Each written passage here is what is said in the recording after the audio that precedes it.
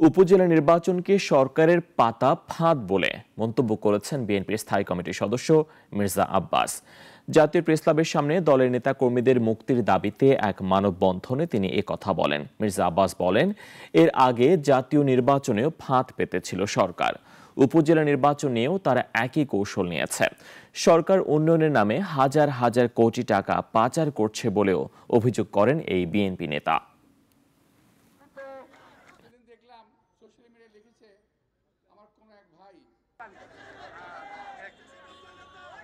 সর্বশেষ ফাঁদ পেতেছেন আমাদের আজকের সরকার।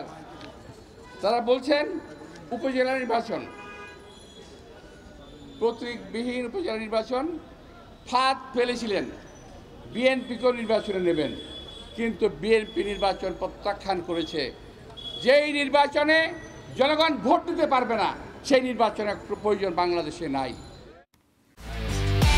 একমাত্র ওয়ালটন এসি দিচ্ছে 1 বছরের রিপ্লেসমেন্ট গ্যারান্টি এবং কম্প্রেসারের 10 বছরের গ্যারান্টি।